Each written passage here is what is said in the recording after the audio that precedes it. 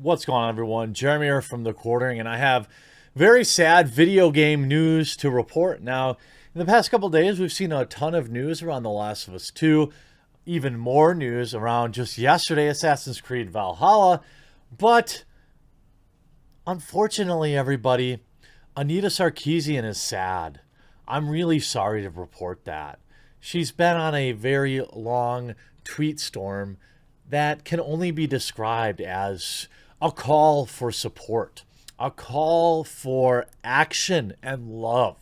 And while we're all locked at home during these days and getting bored and realizing that there's literally nothing good on Netflix, it's time to make some of our own entertainment. It's time for us in the video game community to reach out to someone that historically hasn't had a great reputation with said community. But before I get into that, just a quick sponsor. And this video is sponsored by ya boy.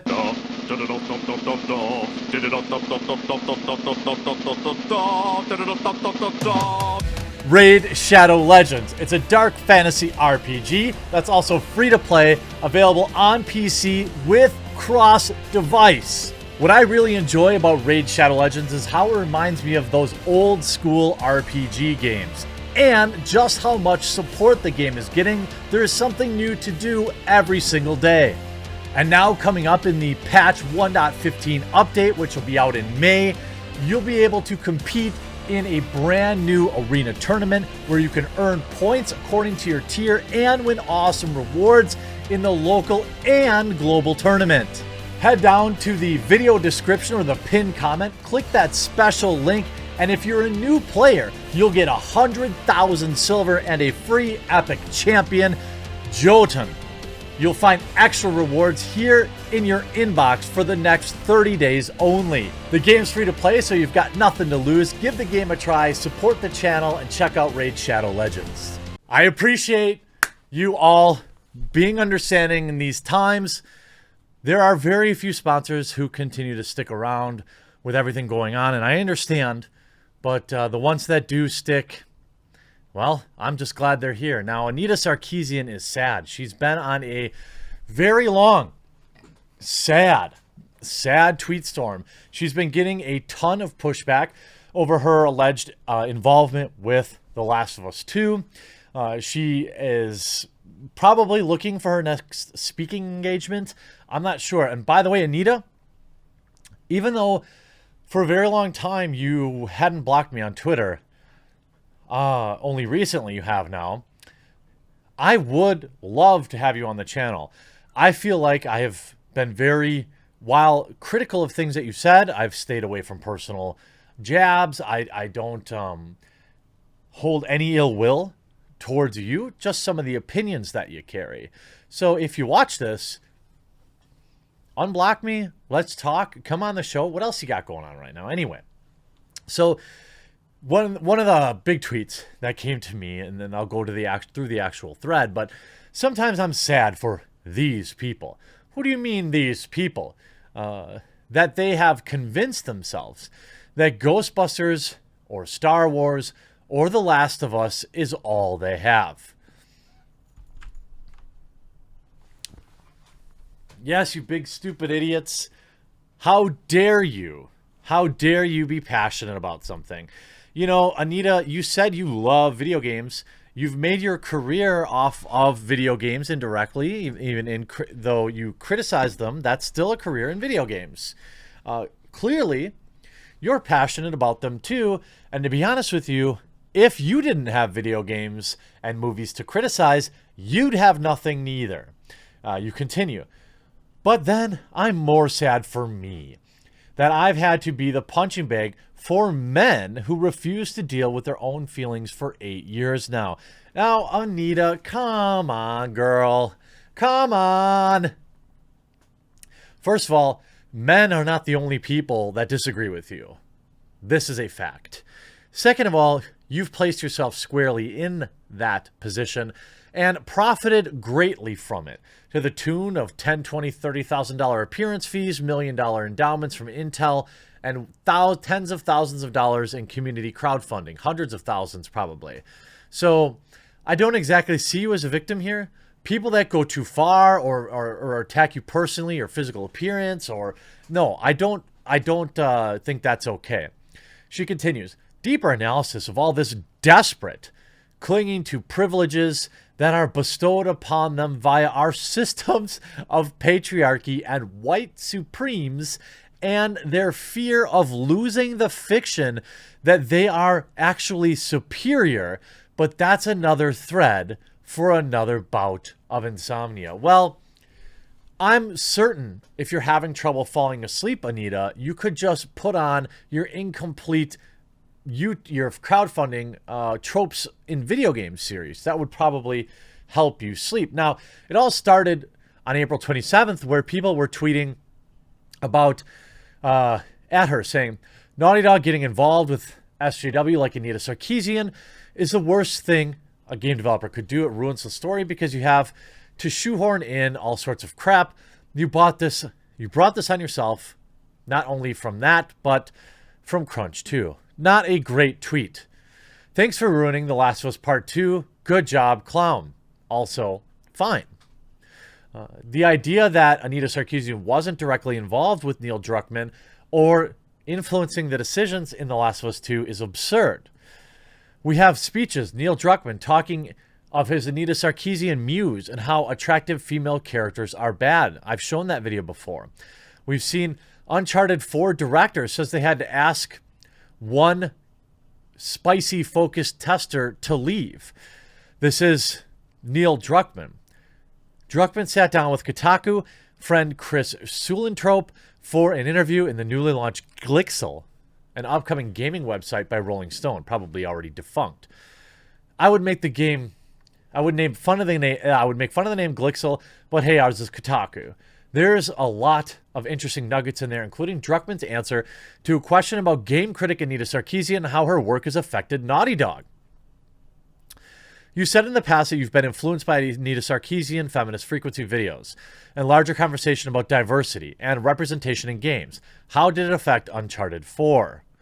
So here's Neil Druckmann in his own words admitting you, Anita Sarkeesian, has the power that you say. Imagine if I actually had the power all these doofuses think I have. Anita Sarkeesian's grift is simple, in my opinion. It's elegant, really. It's super effective, and I respect it greatly. Essentially, it's like mob protection money. You say, how do we avoid an outrage mob over diversity and inclusion? Or how do we avoid an outrage mob led by Anita Sarkeesian? So essentially she'll go up to these video game companies and say, hey, pretty sweet video game you got there. Would be a shame if something happened to it. And then she would break the taillight. You know what I mean? And then they pay her money, whatever that sum is, to consult on the video game.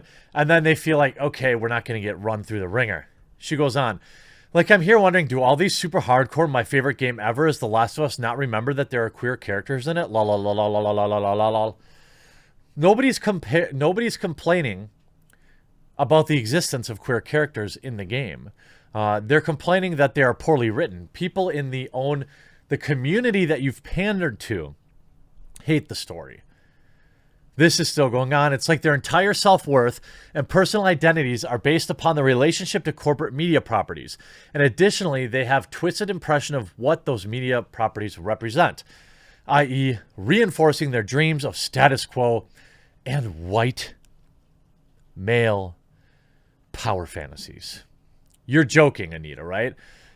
You are just as tied to these exact same things. Because if these hypothetical white male power fantasies didn't exist, you wouldn't have work. So that dangerous combination leads to them feeling personally attacked and legitimately harmed when it doesn't look and feel exactly like what they wanted, i.e. literally catering to their personal sense of right and wrong, whose stories should be about, and who's worth valuing. Yeah, what you should do is focus to Anita Sarkeesian's opinion of what's right and wrong. That's the better thing to do. A lot of these statements are profoundly out of touch. The idea that people do or do not like a story is something that all media has to submit themselves to. She continues on saying, and by the way, feeling personally attacked by this is ridiculous. People feel personally attacked when game journalists write articles that say if you don't like this, then you're phobic, or that gamers are over, or that gamers have a toxicity problem, or gamers have a white supremacy problem. This is why people feel personally attacked, because they are being attacked. You can easily see the mental gymnastics they go through to convince themselves and others to jump on this bandwagon. It's those conspiracy theory MS Paint redline drawings. The creator of the game, they are mad, says in the past he has found value in my work. She's talking about Neil Druckmann here. As did so many other creators, but that doesn't matter here. Would you like to give us a list, Anita? Because maybe we could look at some of the products they've put out too. I think that's reasonable. Therefore, I've personally ruined their game. No, I don't think Anita Sarkeesian has personally ruined the game. I think Neil Druckmann's worshiping at the words of Anita Sarkeesian. Now, there are probably some things, there's definitely some things Anita Sarkeesian says that is correct. I know that may feel uncomfortable to hear, but I'm sure she's right about some things. Statistically, she has to be. But if you worship her and you take every word that she speaks as gospel, that is what ruins a game. Neil Druckmann ruined this game, according to some people. Not Anita Sarkeesian's ideas existing. His adherence to them is what did it. P.S. I love, quote, catering to their personal sense of right and wrong, whose stories should be about who's worth valuing and who's smarter of those harassers will say. Yes, but isn't that exactly what you do? Oh, no, she knew. She knew I was going to say it. Certainly. But guess what? My vision of a media landscape is inclusive and open and welcoming. Okay, so you admit your own hypocrisy here, but you're saying it's okay because your vision is the right one. Sometimes I'm sad for these people. We read that part, you know, as they've convinced themselves that the Ghostbusters, Star Wars, or The Last of Us is all they have. Hey, let me tell you something, Anita. This might get a little real for you. For some people, their favorite media property, their favorite band, their favorite movie, their favorite online forum, their favorite video game series, for some people, that is all they have, Anita. They don't have a lot going for them in their life. They work a job they don't like. Their parents are divorced. They don't have a great family life. They have 2 roommates that they hate. And all they have is coming home and playing that video game. And the game companies profit from this by selling those people extra DLC, super ultra premium editions, merch, hats, posters, movie deals, television shows. Yes, Anita, for some, the Witcher universe is all they have.